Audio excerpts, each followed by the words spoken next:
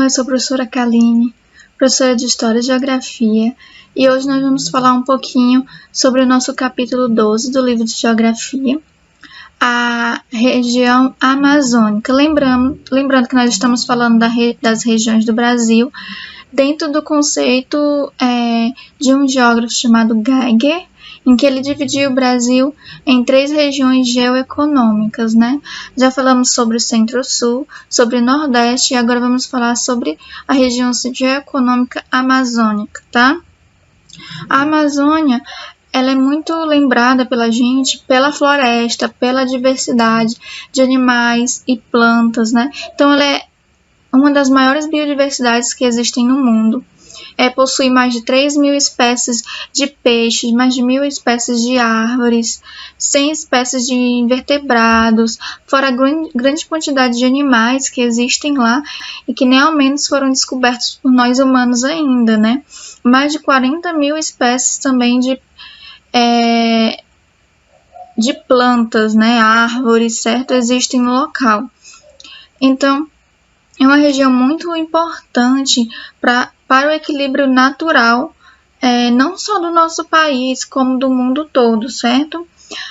A região amazônica, ela também possui uma das maiores bacias hidrográficas do mundo, onde nós temos aí o rio Amazonas, que tem mais de 6.000 quilômetros no seu percurso, tá, de água. Ele não nasce no Brasil, ele nasce no Peru, nos Andes. Então, as suas águas, ele tanto recebe água dos seus afluentes, rios menores, como ele recebe água de neve derretida lá dos Andes, no Peru, como também de água da chuva, já que a floresta amazônica se trata de uma floresta tropical, equatorial, já que fica próxima à linha do Equador, quente e úmida, e por isso possui uma grande incidência de chuva também. Tá?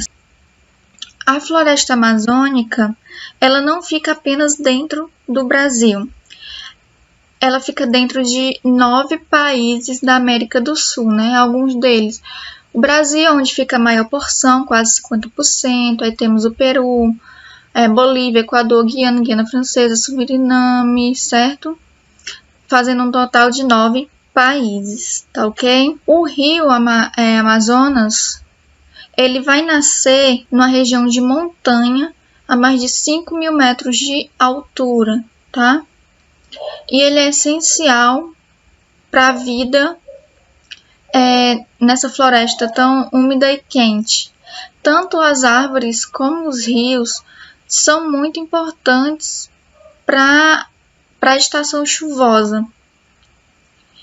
E que, inclusive, o desmatamento atualmente não está deixando só a Amazônia mais quente, mas outras regiões do país já são afetadas, como o Sudeste, em que está ocorrendo menos chuva por conta do aumento do desmatamento da Amazônia, tá?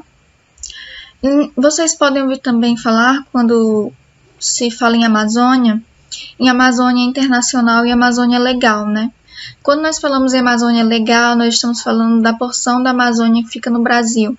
E a Amazônia internacional, como já dá para perceber, da porção da Amazônia se refere que está nos outros, internacional, que se está nos outros países. Então, tá certo? Como eu já falei para vocês, nós estamos falando da região amazônica dentro da divisão geoeconômica do Geiger, certo? Na divisão oficial do IBGE, o local onde fica a Amazônia se chama região norte. Sempre se associa uma com a outra como se fossem sinônimos, mas é importante a gente lembrar que a região norte, quando a gente fala de região amazônica, ela fica dentro da região amazônica, mas a região geoeconômica da Amazônia não é composta apenas pelos estados da região norte, tá certo? São 9 estados aí, entre Amapá, Pará, Roraima, Tocantins, Acre, né? Nós também vamos ter uma parte do Mato Grosso e de Minas Gerais dentro da região geoeconômica, compondo aí a Amazônia, algo que tem muito a ver com o seu tipo de economia e também com o seu clima e sua vegetação, certo? Uma curiosidade para vocês, ó. O rio Amazonas consequentemente a floresta, vai ganhar esse nome por causa de relatos de viajantes europeus que se depararam com tribos exclusivamente femininas de guerreiras que não aceitavam homens na sua convivência. Os homens eram simplesmente para procriar e gerar mais mulheres guerreiras para a tribo. Mas, tia, e se os bebês que nascessem fossem meninos? Eles eram mandados embora junto com os pais deles, que não podiam ficar na tribo. E aí, desse contato desses europeus com essas mulheres guerreiras, tribos inteiras de mulheres guerreiras, se associou a elas a lenda das Amazonas, tá? E elas passaram a serem chamadas de Amazonas, e assim também foi nomeado o rio, e depois a região e a floresta vai ter seus nomes derivados daí, certo? Falando um pouquinho sobre os primeiros povos da região amazônica, foram povos que chegaram há mais de 11 mil anos atrás, após o congelamento de uma faixa que possibilitou ligar a Ásia ao continente americano, chamado Estreito de Bering. E assim nós vamos ter 20 pessoas da Ásia se espalhando pelo continente, e é como elas vão chegar aqui no Brasil também, certo?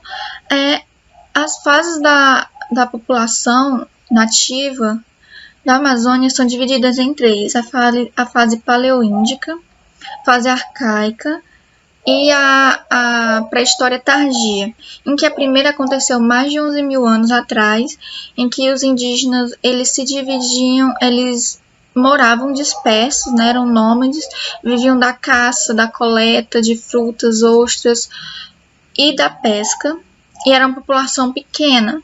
Vamos ter a fase arcaica, em que esses indígenas eles já vão aprender ali o ofício da agricultura. Já são encontrados também nesse período potes e jarros de cerâmica decorados, tá, com pinturas, principalmente de tintas feitas por eles na cor branca e na cor vermelha, tá? A mandioca era a base da alimentação indígena nesse período. Era mais fácil de plantar e dela sobreviver, tinha mais carboidratos, não estragava facilmente, né? E na última fase, que é a fase da pré-história tardia, nós vamos ter esses indígenas se organizando em sociedades, né, com lideranças, deixando de ser nômades e aprendendo a criarem estruturas de moradias mais bem elaboradas, tá certo?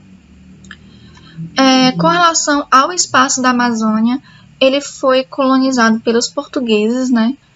Mas uma colonização que não aconteceu de maneira fácil, já que estamos falando da região de floresta. A região da Amazônia foi colonizada ali mais ou menos no século XVII, quando os portugueses perceberam que se não dessem um jeito de povoar ou de fincar construções no local, a região seria tomada pelos franceses e holandeses, e aí foram construídas uma série de fortes ao longo do rio Amazonas, para impedir a entrada desses estrangeiros pelo rio, através do oceano, certo? Oceano Atlântico.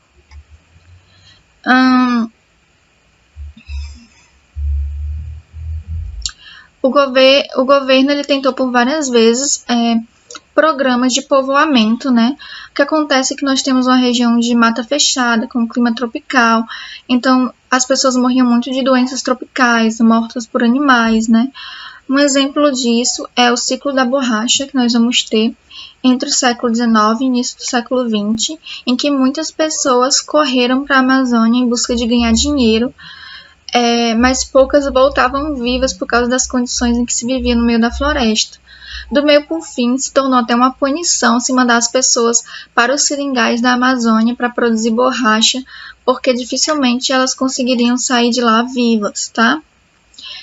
Mesmo assim, o governo nunca deixou de tentar elaborar projetos para povoar a Amazônia. Já em 1950, nós vamos ter um projeto de caráter econômico que vai ser instituído pelo presidente Vargas.